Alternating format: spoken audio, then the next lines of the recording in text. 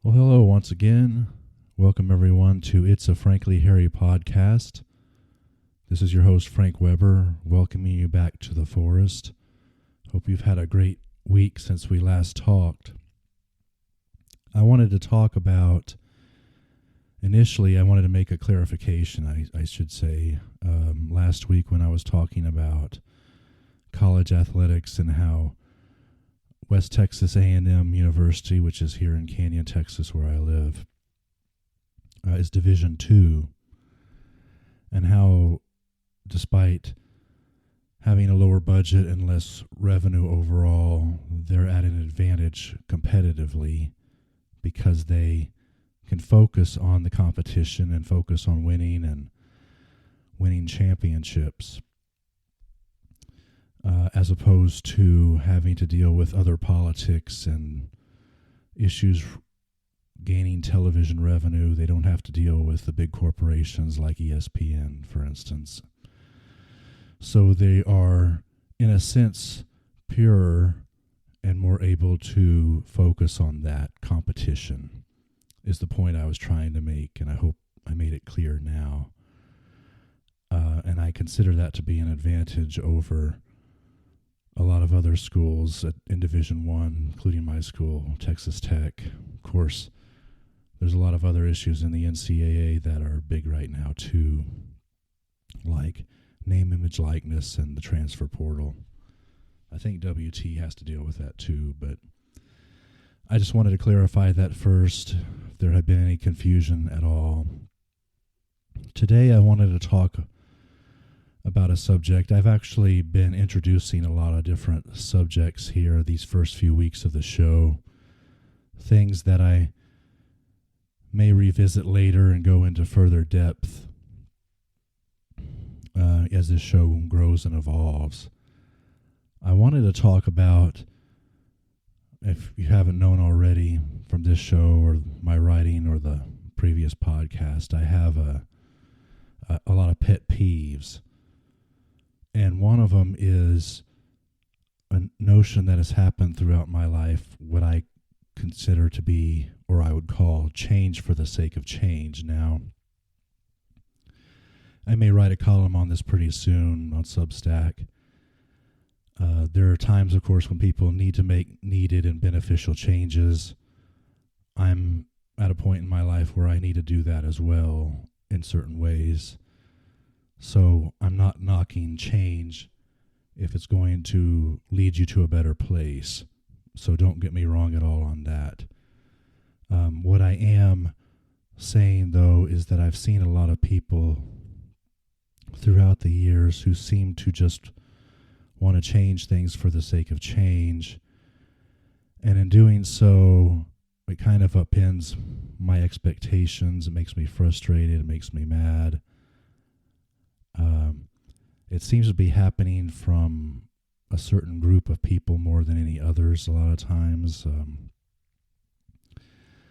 I tend to think it happens a lot from people who are progressive left more than anybody else. But when I was a kid, late 80s, early 90s was a big time of change in Texas public schools, and I was just a kid trying to enjoy my time in school and learn while I was there, but then also enjoy my time off, have as much summer as possible since it's about to be summertime again in Texas and everywhere else in the northern hemisphere anyway. But I would see a lot of people making changes. Got really bad around high school, where you would come into the school as a freshman and see all the benefits and advantages that the seniors apparently had, and you were like, I can't wait to enjoy that when I'm a senior. And I really felt that by the time we became seniors, we didn't have nearly as much to look forward to, all because the school leaders and the school board had an agenda and an ego, and they were going to push that no matter what without really. They didn't have to talk to us and ask our opinion, I guess, but they didn't really inform us until the decisions had already been made. And it's always pissed me off. I've always seen a lot of things change over the years.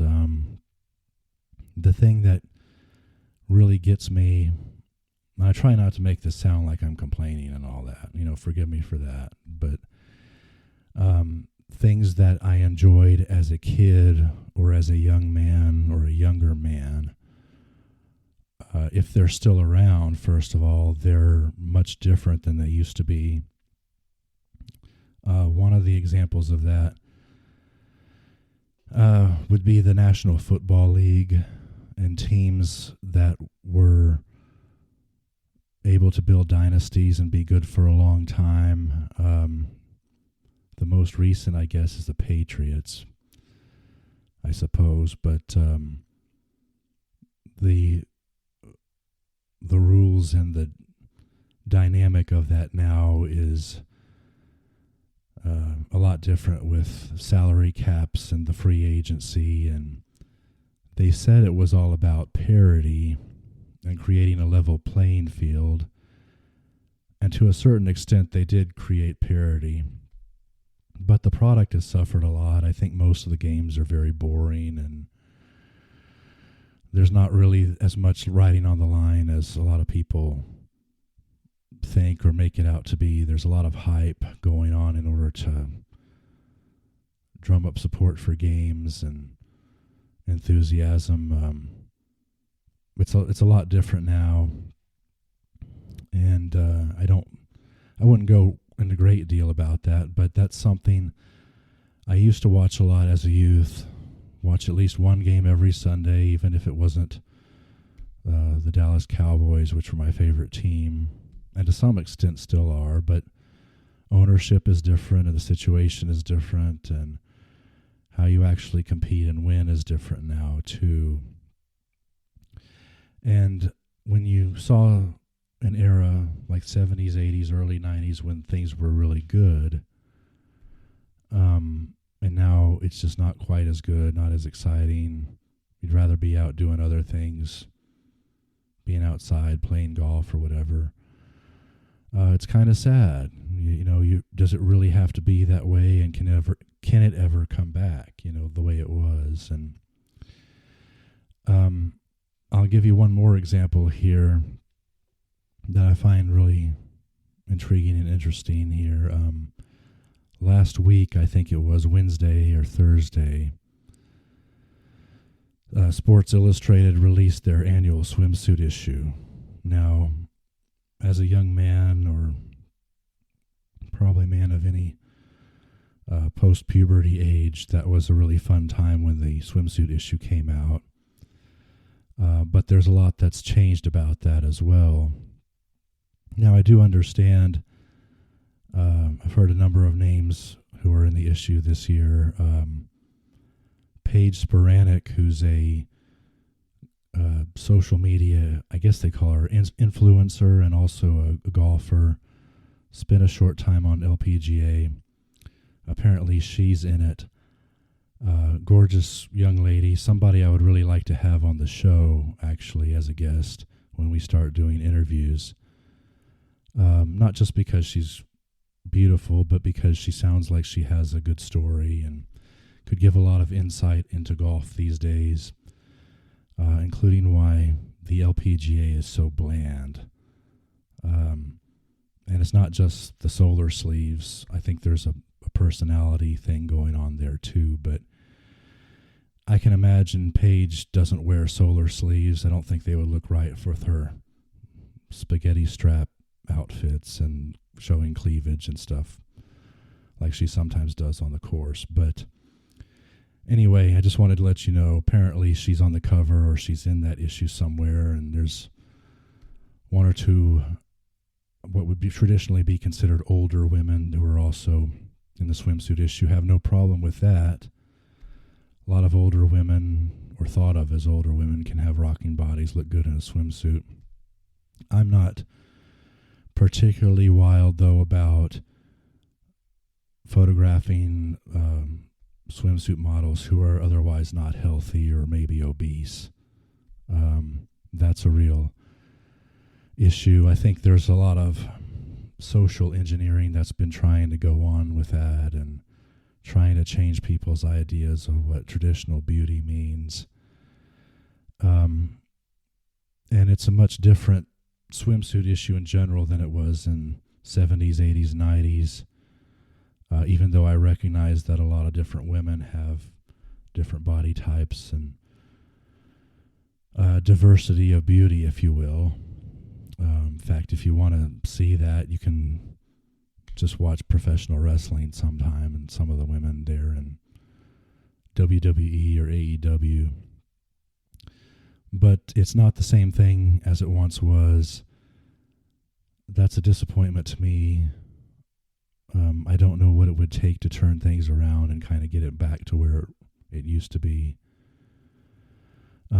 There's even kind of a business issue involved with it now in terms of when they release the magazine. I don't know why they wait till the middle of May to do it now.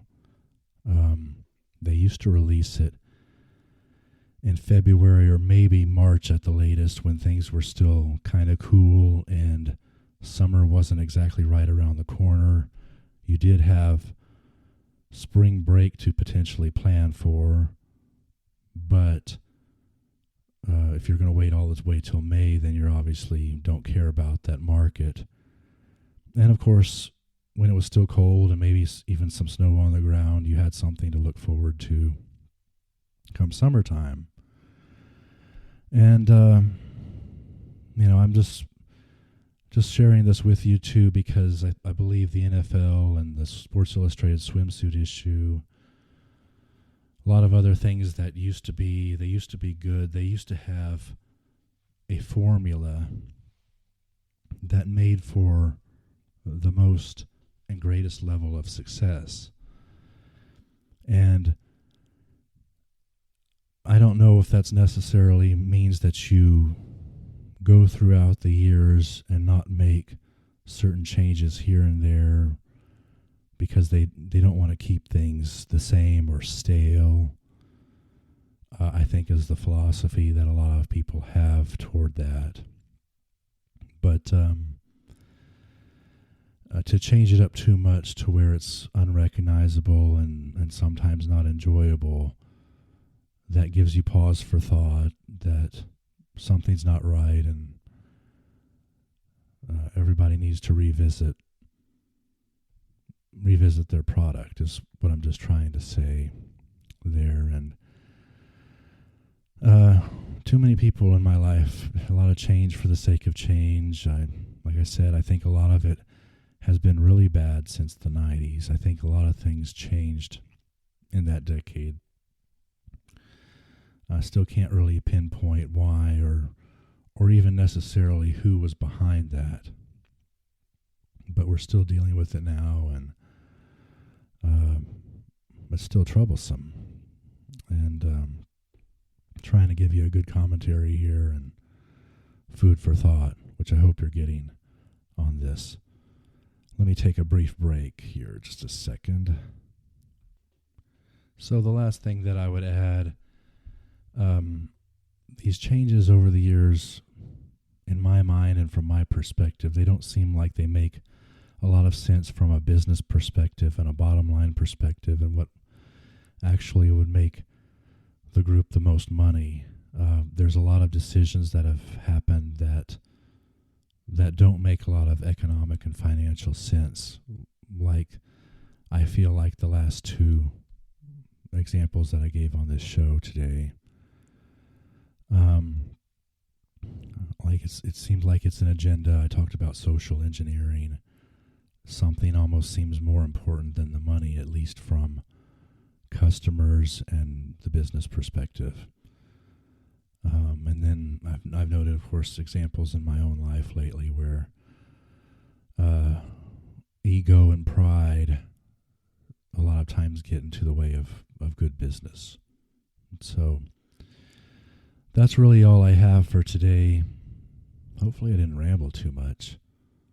Hope you're not out there saying like, oh, this guy just spews a bunch of bullshit and he doesn't like change, which is not what I said, of course. I mean, I said some change can be very good, but,